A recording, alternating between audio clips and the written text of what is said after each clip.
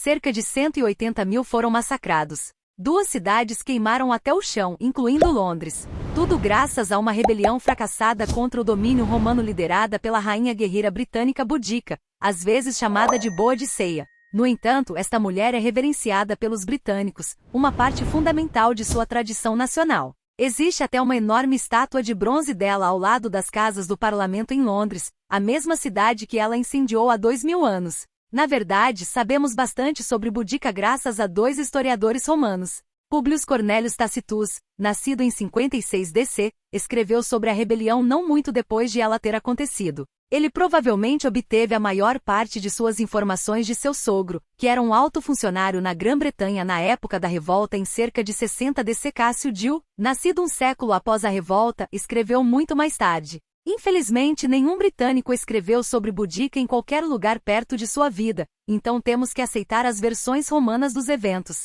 Então vamos direto para esta lista de 10 coisas que poucas pessoas sabem sobre a mulher que desafiou o Império Romano.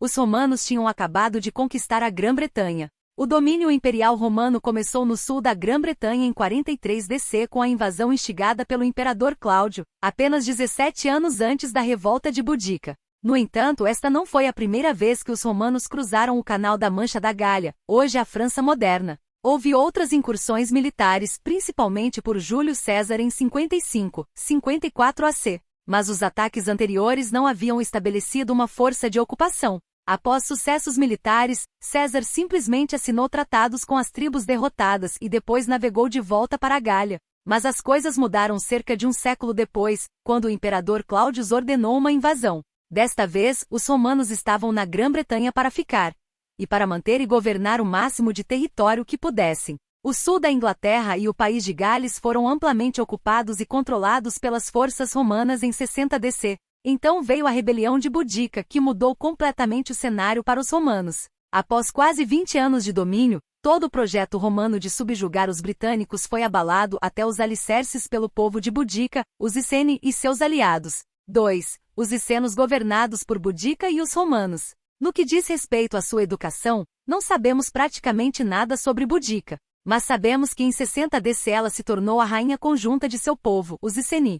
Essa tribo vivia no sudeste da Inglaterra no que hoje é o condado de Norfolk e em partes dos condados vizinhos. A cidade de Norwich no condado de Norfolk fica a 161 quilômetros a nordeste de Londres. Boudica tornou-se rainha conjunta dos Iceni quando seu marido, o rei Prasutagus, morreu. Como não teve filhos, deixou o trono a Boudica e a irmã dela, uma mulher de quem nem sequer temos nome. Mas o reino Iceni também foi compartilhado com um terceiro, o Império Romano na forma do imperador da época, Nero. 3. Aqueles romanos traidores. Prasutagus tinha razões estratégicas sólidas para o que aparentemente parece um arranjo bastante excêntrico. Ele esperava que ao dar ao Império uma participação em seu reino, além de extrair tributo, os romanos deixariam os icenos à sua própria sorte. Acontece que isso estava muito longe do que realmente aconteceu. Tácito descreve como os romanos trataram Boudica e seu povo após a morte de Prasutagus, apesar do fato de ele ter legado uma estaca em seu reino ao Império. Nas palavras de Tácito, seu reino foi saqueado por centuriões.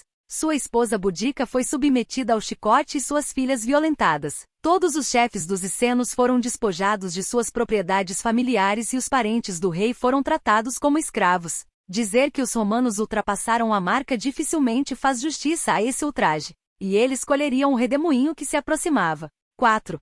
A aparência de Boudica era aterrorizante. Depois desse episódio cruel envolvendo o espancamento de Boudica, o estupro de suas filhas e a escravização de membros da família real, a rainha Iceni decidiu que já estava farta. Ela agora açoitava os icenos e o povo da tribo vizinha Trinobantes em uma paixão de raiva justa contra os romanos. Dio descreveu a figura formidável que Boudica agora apresentava. Segundo ele, em estatura ela era muito alta, na aparência mais assustadora, no olhar mais feroz, e sua voz era áspera. Uma grande massa do cabelo mais fulvo caía sobre seus quadris, em torno de seu pescoço havia um grande colar de ouro, e ela usava uma túnica de diversas cores sobre a qual um manto grosso era preso por um broche. Para completar, ela tinha o hábito de brandir uma lança quando se dirigia ao seu povo.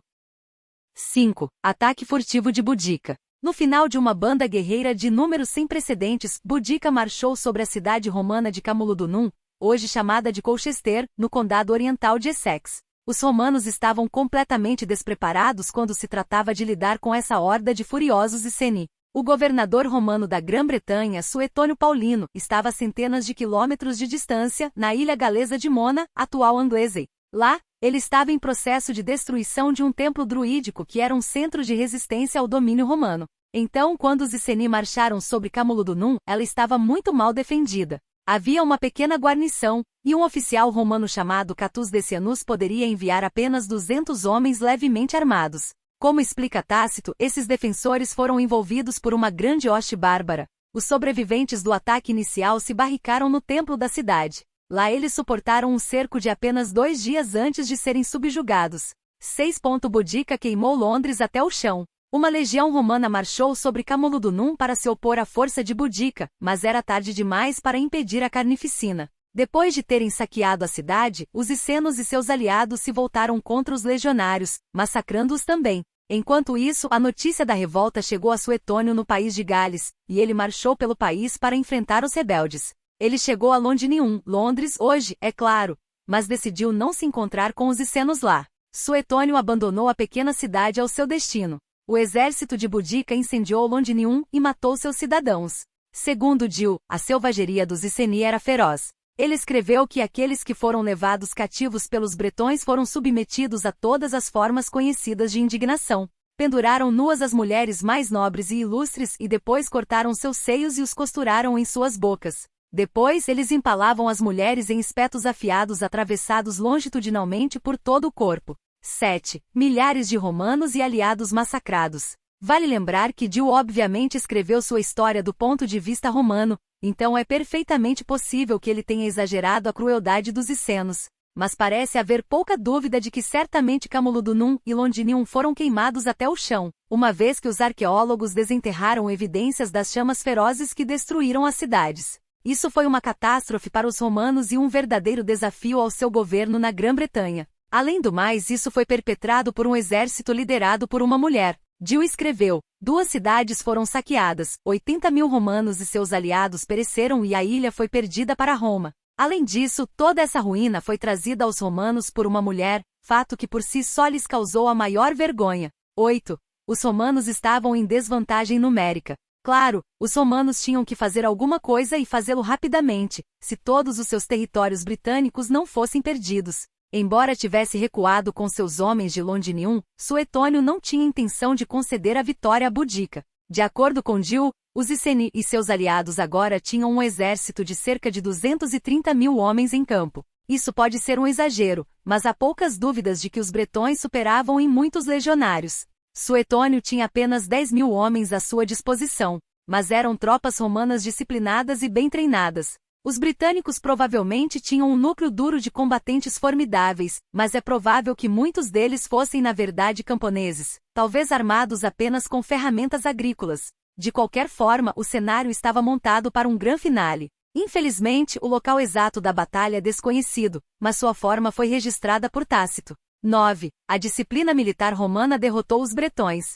Suetônio era claramente um general astuto e escolheu seu local para a batalha com astúcia. Ele concentrou suas tropas em um vale estreito. Atrás dos legionários havia uma densa floresta, garantindo a segurança de sua retaguarda. À frente havia uma ampla planície, oferecendo pouca cobertura ao inimigo. A sorte foi lançada. 11. Os romanos estavam organizados em ordem estrita, as tropas de armas leves de cada lado e a cavalaria concentrada nas alas extremas. Os britânicos, por outro lado, eram mais uma massa fervilhante. A ferocidade e a bravura da horda de Boudica foram combatidas contra a disciplina de ferro e a determinação do exército romano. Enquanto os bretões avançavam a passos largos, os romanos repentinamente lançaram um ataque em uma formação em forma de cunha com a infantaria e a cavalaria atacando juntas. O resultado era previsível. Os bretões foram derrotados, fugiram e foram abatidos aos milhares.